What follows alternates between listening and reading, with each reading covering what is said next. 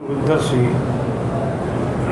في قصة سيدنا يوسف عليه السلام وما فيها من العبر والحكم، سورة يوسف تفسير ابن كثير.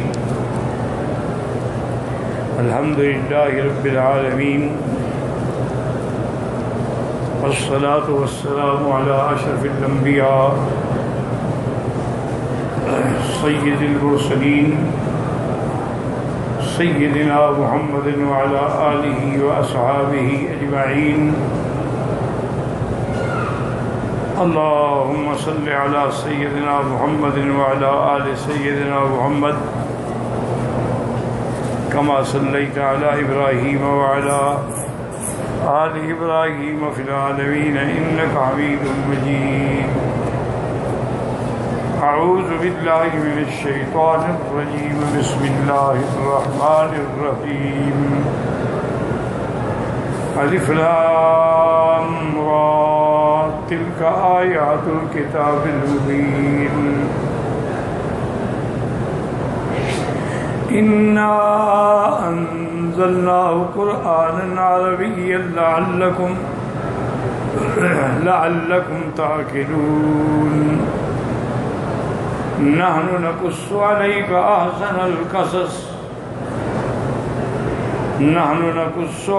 أحسن القصص بما أوحينا إليك هذا القرآن وإن كنت من قبله لمن الغافلين. سورۃ یوسف علیہ السلام کا سابقہ سورت مبارک سورت ہود کے ساتھ جو ربط ہے، اس کو کہتے ہیں ربط ما بین السورتین. اور پھر اس کے کئی اقسام ہیں ربط کے. ربط اول السورت ما آخر السورت، ربط آخر السورت الذی ما بعدہ.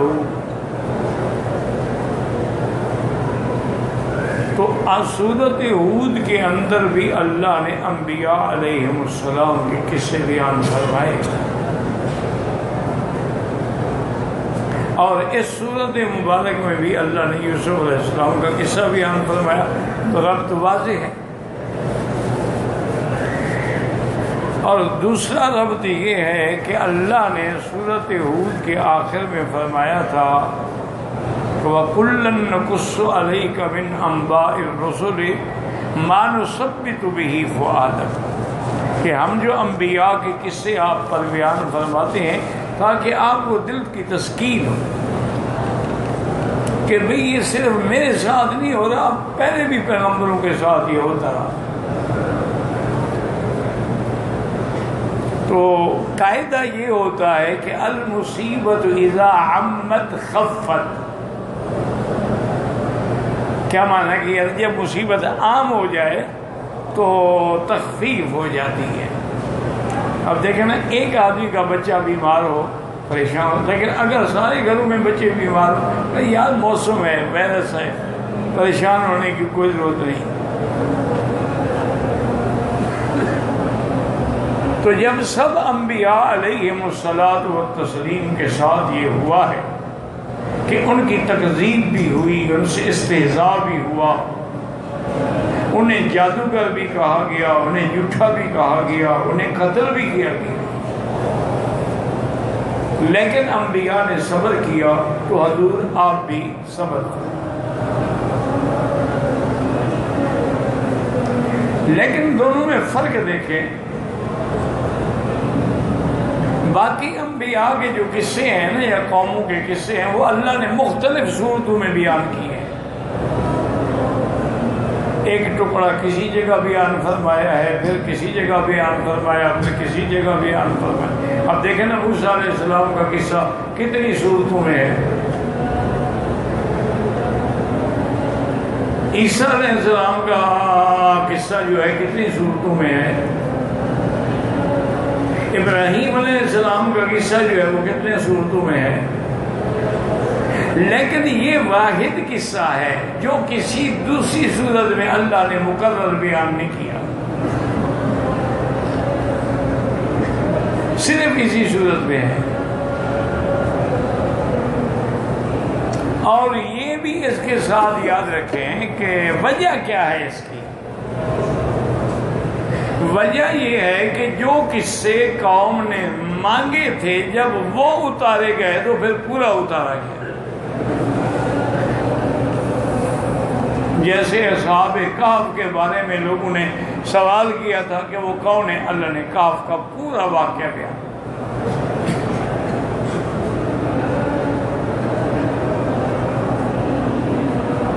اسی طرح سے جب سوال کیا گیا تھا بادشاہ کے بارے میں جو مطلع الشمس اور مغرب الشمس، تو اللہ نے ذوالقرنین کا پورا واقعہ بیان کر دیا، ایک ہی جگہ بیان کیا۔ تو یوسف علیہ السلام کے بارے میں بھی لوگوں نے سوال کیا تھا کہ حضرت بتائیں یوسف علیہ السلام کا کیا واقعہ ہے۔ تو جو قصہ سوال کے بعد آیا ہے وہ مکمل ہے۔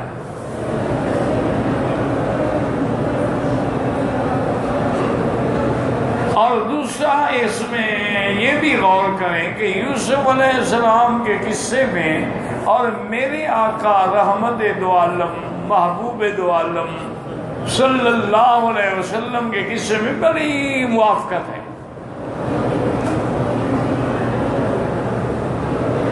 یوسف علیہ السلام کو بھی ستانے والے بھائی تھے اور میرے مدنی کو بھی ستانے والے بھائی تھے، قریشی تھے نا، رشتہ دار تھے۔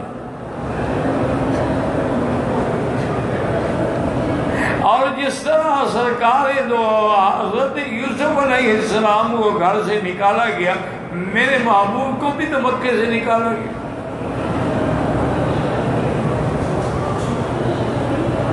اور اسی طرح جب یوسف علیہ السلام کو گھر سے نکالا گیا، بے وطن ہوئے، کنویں میں رہے، بک گئے، غلام بن گئے، قید میں رہے، عزت بعد میں ملی، تو حضور کو بھی جب مکے سے نکالا گیا، اب غار میں رہے، اب سفر کرتے رہے، تکلیفیں برداشت، تو عزت اور غلبہ بعد میں ملا۔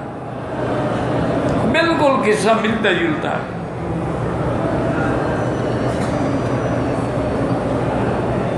اور اسی طرح جب اللہ نے یوسف علیہ السلام کے بھائی آپ کے سامنے آ کے اپنی خطاؤں کا اقرار کرنے لگے تو حضرت یوسف نے کوئی گیلا نہیں کیا، فرمایا اللہ تثریب علیکم، آج کے بعد میں تمہیں کوئی تانا بھی نہیں دوں گا، میں نے معاف کیا۔ یغفر اللہ لکم، یغفر اللہ لکم وہو ارحم الراحمین۔ حضور پاک نے بھی مکے کی فتح کے بعد جب کافر قید ہو کے سامنے آئے، حضور نے فرمایا ہاں عمائد قریش، اب بتاؤ میں تمہارے بارے میں کیا فیصلہ کروں۔ انہوں نے کہا جو ایک اخن کریم، ایک سخی بھائی کرتا ہے آپ بھی کریں، بھائی تو ہیں آپ ہمارے۔ آپ نے کہا اچھا میں بھی پھر وہی فیصلہ کرتا ہوں جو میرے بھائی یوسف نے کیا تھا، جیسے انہوں نے فرمایا تھا کہ لا تثریب علیکم اليوم، میں بھی کہتا ہوں لا تثریب علیکم اليوم انتم الطلقاء، جاؤ میں نے سب کو آزاد کیا۔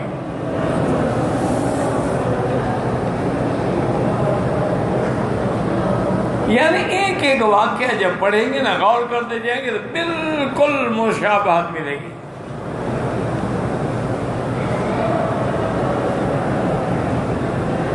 اور اب یہ سمجھیں کہ سیدنا ابراہیم علیہ السلام کو اللہ نے ایک بیوی سے تو بیٹا حضرت اسماعیل علیہ السلام دیا، بی بی ہاجرہ سے۔ یہ صفا مروہ ان کے دوڑنے کی یادگار ہے۔ اور دوسری بیوی جو تھی سارہ، اس سے اللہ تبارک و تعالی نے حضرت ابراہیم کو بیٹے کی خوشخبری دی، بشرناہ باسحاق ومن وراء اسحاق یعقوب۔ بیٹے کی بھی بشارت تھی، ساتھ پوتے کی بھی بشارت تھی کہ آپ کو ہم بیٹا دیں گے اسحاق، اور اس کے بعد اس کا بیٹا پھر یعقوب ہو۔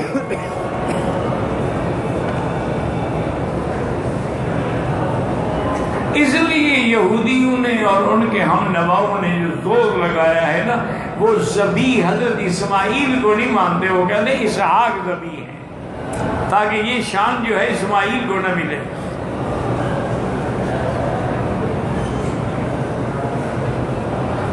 کیونکہ اسحاق علیہ السلام کی اولاد ہے نا یعقوب، یعقوب ہی تو ہے بنو اسرائیل، اس لیے وہ زور لگاتے ہیں کہ جی نہیں وہ جو ذبح ہوئے ہیں نا وہ اسحاق ہیں۔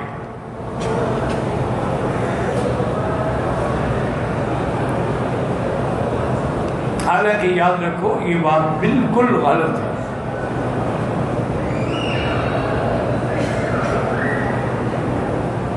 اللہ کے قرآن کی انداز بھی دیکھو، الحمدللہ الذی وہب لی علی الکبر اسماعیل و اسحاق۔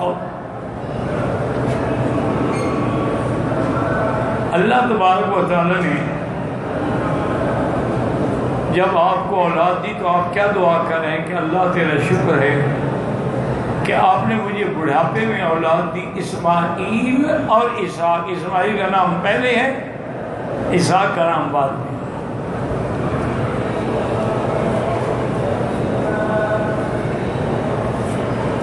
اور اسی طرح دوسری آیت پہ نظر ڈالنے والے اِذْ يَرْفَعُ إِبْرَاهِيمُ الْقَوَاعِدَ مِنَ الْبَيْتِ وَإِسْمَاعِيلُ۔ اللہ کا گھر جب بنا رہے تھے تو آپ کے ساتھ کون تھا؟ اسماعیل۔ تو یہ قربانی والا واقعہ بھی تو مینا میں ہوا ہے، وہاں اسحاق تو تھے نہیں۔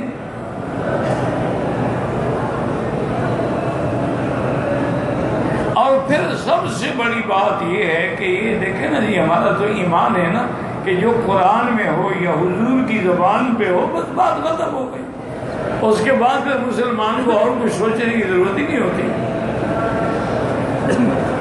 یہ تو آج کل تمہارے نئے نئے اسکالر پیدا ہوئے ہیں، اور بدقسمتی یہ ہے کہ چینل بھی ان کو ملتے ہیں، کیونکہ یہ سارے میڈیا جتنے ہیں نا، یاد رکھیں میڈیا ہو یا پیسہ ہو، اکانومی ہو، سب یہودیوں کے قبضے میں۔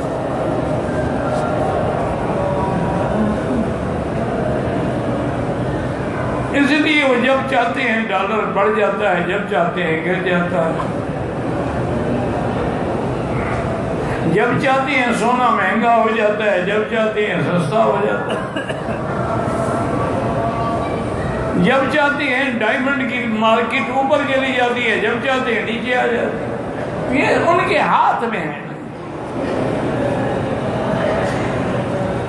اسی طرح میڈیا جتنا ہے، الیکٹرانک میڈیا ہے یا پرنٹ میڈیا، سب ان کے ہاتھ میں۔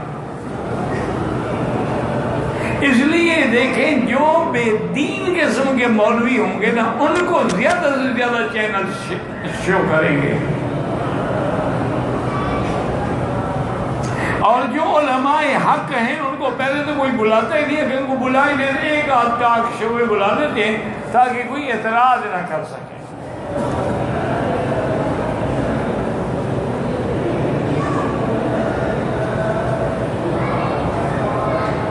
اور جو لوگ آج کل دین میں مثلا نئے نئے مسئلے پیدا کریں، ان کو وہ خود اٹھاتے ہیں۔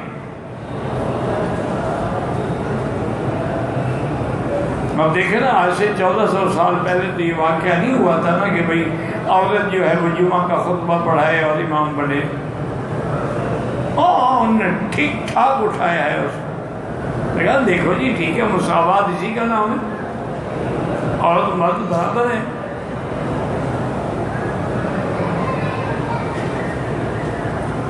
اب وہ جناب نے کہا یہ کیا ہے، یہ تو مولوی نے کہہ رکھا ہے کہ عورت امام نہیں بن سکتی۔ عورت جب نبی کی ماں بن سکتی ہے، بہن بن سکتی ہے، بیٹی بن سکتی ہے، بیوی بن سکتی ہے، امام کیوں نہیں بن سکتی؟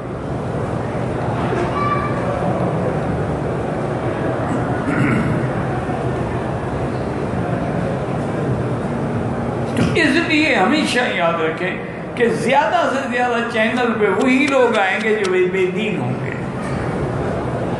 اب مثلا قادیانی ہے، دیکھ ان کے بھائی 4 چینل، ایک نہیں 4. اچھا، اور اتنی اپ ٹو ڈیٹ ہیں وہ کہ حالات فضا کے کچھ بھی ہو جائیں وہ چلتے رہیں گے. ان کا اتنا یعنی سسٹم جدید ہے.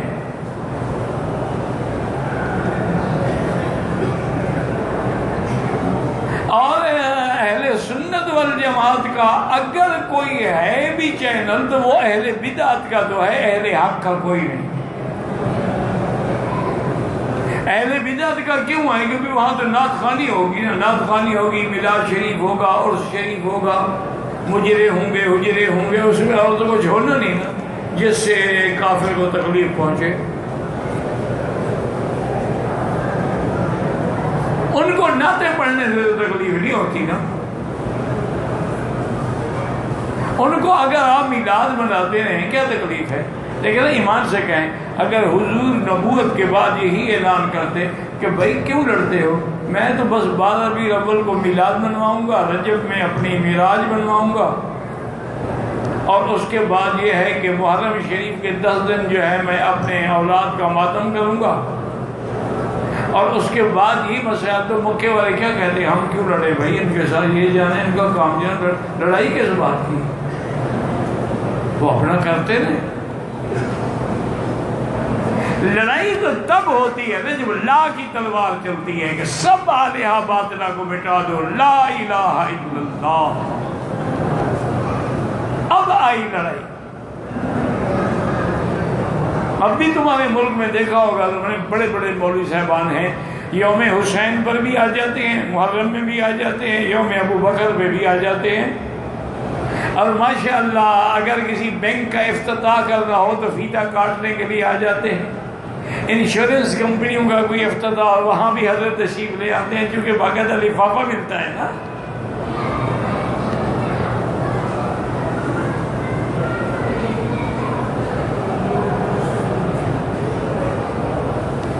تو اس لیے ہمیشہ یاد ان نے بڑا زور لگایا ہے کہ بھی ذبیح جو ہے وہ اسحاق ہے، لیکن اللہ کے قرآن کی میں نے آیات سنا دی نے، اور حضور نے بھی فرمایا کہ انا ابن الذبیحین. آپ نے فرمایا کہ میں 2 ذبیحوں کا بیٹا ہوں. صحابہ نے پوچھا کہ یا رسول اللہ کیسے 2 ذبیح؟ فرمایا میرا ابا اسماعیل بھی ذبیح اور میرا ابا عبداللہ بھی ذبیح. عبداللہ کیوں ذبیح ہے کہ وہ یہ زمزم جو ہے نا قدرتی بات یہ گم ہو گیا تھا. گم ہونے کا مطلب کیا ہے کہ بھی اس کے چشمے آ رہے ہیں نا، ایک اس کا چشمہ آتا ہے کعبہ شریف کے نیچے سے، اور ایک چشمہ آتا ہے جبل ابی قبیس کی طرف سے، اور یہ دونوں اسی جگہ ظاہر ہوتے ہیں. اچھا سیلاب جو آیا نا جی تو سارا علاقے کے اس نے نظام الٹ کر دیا، پتھر اکھاڑ دیے، رستے اکھاڑ دیے، اب پتہ ہی نہ لگے زمزم کدھر گیا. جب سیلاب آتے ہیں نا جی اپنے، اور خاص طور پہ پہاڑی علاقوں کے سیلاب، مجھے یاد ہے میں پڑھتا تھا اس وقت، سیلاب آیا نا جی اللہ معاف کرے، یہ حرم کے جو پنکھے ہیں یہاں تک پانی پہنچ گیا تھا، پورا حرم ڈوب گیا. کعبۃ اللہ کا دروازہ جو ہے اس سے بھی اوپر پانی تھا. خدا کی شان ہے، عاشق اس وقت بھی طواف کر رہے، اس وقت بھی وہ تیر کے طواف کر رہے. طواف 1 سیکنڈ کے لیے بند نہیں ہوا، نماز کے لیے جیسے بند ہوتا تھا ہوا. اور جن کو عشق ہوتا ہے وہ بارشوں سے ڈرتے ہیں. بلا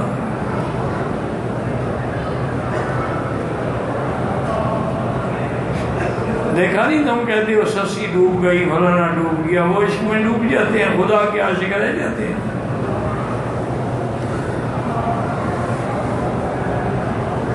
ایسے قصے بناتی ہیں جی، کچا گھڑا رکھ دیا، کچے گھڑے میں ڈوب گئی، اندھی تھی وہ، کچے گھڑے اور پکے گھڑے میں کوئی تمیز نہیں کر سکتی تھی، جھوٹ تھا، دکھانا تھا، کوئی واقعہ نہیں ہے، یہ بنائے گئے ہیں قصے۔ قصے تو وہ ہیں جو قرآن سناتا ہے۔ اب جناب زمزم غائب ہو گیا تو حضرت آقا کے دادا عبد المطلب اس وقت مکے کے سردار تھے، حکومت آتی تھی نا، تو عبد المطلب طواف کرتے، روتے، اللہ سے منتیں مانگتے کہ یا اللہ اگر زمزم مل جائے نا تو میں اس خوشی میں اپنا بیٹا ذبح کروں گا۔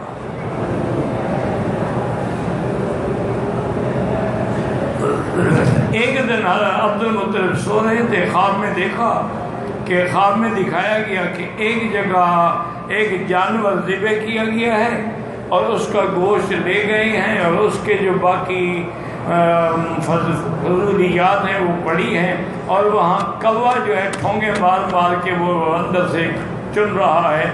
تو خواب میں کہا گیا کہ جس جگہ کوا جو ہے نا چونچے مار رہا ہے زمزم اسی جگہ ہے۔ وہ بت ہوتے تھے نا، تو کسی سردار نے بتوں کے آگے آ کے جانور ذبح کیا، بت رکھے تھے نا ہر جگہ۔ عبد المطلب نے کسی کو نہیں بتایا، اس نے کہا بتاؤں گا تو سارے قبیلے آ جائیں گے، مقصد تو ہے کہ مجھے زمزم ملے۔ اب وہ اپنے بیٹوں کو لے کے اور اپنے قریب والوں کو لے کے اسی مقام پہ آئے، کھدائی شروع کی، اللہ کی شان زمزم مل گیا۔ کیونکہ زمزم کا تو اپنا ایک ذائقہ ہے نا، 100 پانی ہو لیکن زمزم کا ذائقہ الگ ہے۔ جب مل گیا تو اس نے خوشی میں سارے سرداروں کو بلایا، اسے کہا بھی دیکھو بات سنو، میں نے منت مانی تھی کہ اگر زمزم کا کنواں ملے اور مجھے ملے، میں زمزم کو کھودوں، میں پھر زمزم پلانے کا ذریعہ بنوں پوری کائنات میں، تو میں اپنا بیٹا ذبح کروں گا۔ تو سارے سرداروں نے کہا کہ سردار کیا کہہ رہے ہو، یہ بھی کو منت ہے کہ آپ بھی اپنا بیٹا ذبح کریں؟ انہوں نے کہا بس میں نے منت مان لی، اب میں اپنی زبان سے تو نہیں پھر سکتا نا۔ انہوں نے کہا ایسا کرو، اپنی اولاد میں کسی کو ذبح نہ کرو، 10 اونٹ ذبح کر کے خیرات کر دو۔ کسی اور نے کہا ایسا نہیں، ایسا کرو، ایک طرف اپنے بیٹا کس کو ذبح، انہوں نے کہا بڑا بیٹا عبداللہ، انہوں نے کہا ایک طرف عبداللہ کا نام لکھو، ایک طرف 10 اونٹ، پھر قرآن اندازی کرو۔ قرآن اندازی کی تو عبداللہ کا قرآن نکل آیا۔ انہوں نے کہا جی اور اونٹ بڑھاؤ، پھر 20 اونٹ کیے، پھر عبداللہ کا قرآن نکل آیا۔ اسی طرح وہ اونٹ بڑھاتے گئے، 100 اونٹ میں جب پہنچے تو پورا اونٹوں کا نکل آیا۔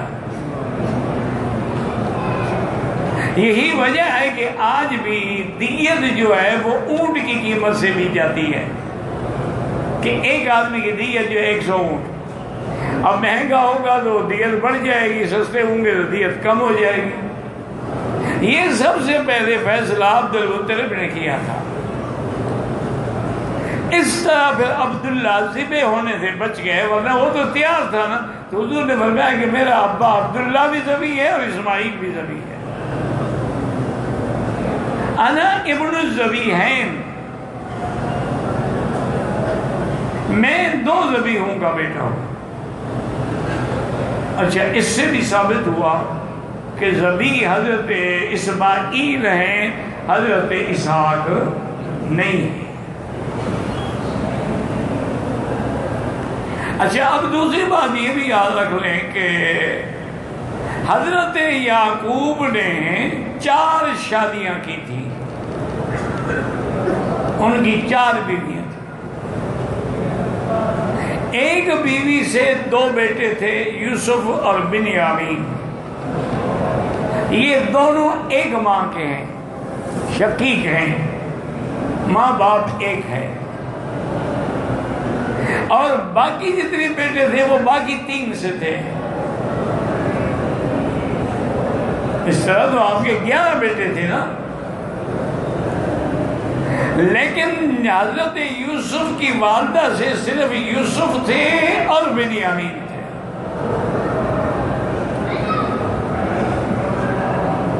اور یہ بھی یاد رکھیں کہ یہ جو فرعون ہے، یہ حضرت یوسف کے زمانے میں یہ فرعون نہیں تھا، موسیٰ علیہ السلام کے زمانے میں جو فرعون تھا یہ یوسف علیہ السلام کے زمانے میں نہیں تھا۔ اس وقت جو بادشاہ تھا اس کا نام ابو قیس تھا، اور اس وقت جو ہے مصر پہ امالیکہ کی حکومت تھی۔ امالیکہ بھی اسی طرح غلام تھے۔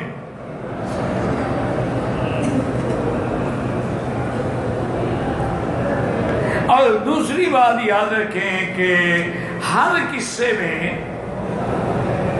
ایک ہوتا ہے امود۔ امود کا کیا معنی ہے؟ یعنی جو بالکل اصل ہے، بنیاد ہے قصے کی۔ جیسے خیمہ لگاتے ہو نا، درمیان میں کیا ہوتا ہے؟ امود ہوتا ہے۔ اگر وہ گر جائے، خیمہ گر گیا۔ تو اس لیے ہر صورت میں ایک امود ہوتا ہے۔ یوسف علیہ السلام کی صورت میں امود جو ہے وہ قمیص ہے، کہ بچپن میں بھی قمیص، بھائی لے گئے تو پھر قمیص، امراۃ العزیز نے ہاتھ ڈالا تو پھر قمیص، والد کے لیے بھیجا تو قمیص، ہر جگہ قمیص آپ دیکھیں۔ جیسے موسیٰ علیہ السلام کے قصے میں امود کیا ہے؟ عصا۔ نبوت بھی دی عصا، فرعون کے مقابلے پہ آئے عصا، جادوگروں کے مقابلے پہ آئے عصا، دریا عبور کرنے لگے عصا، جب تی میں آئے پانی نہیں تھا تو پتھر پہ مارا عصا۔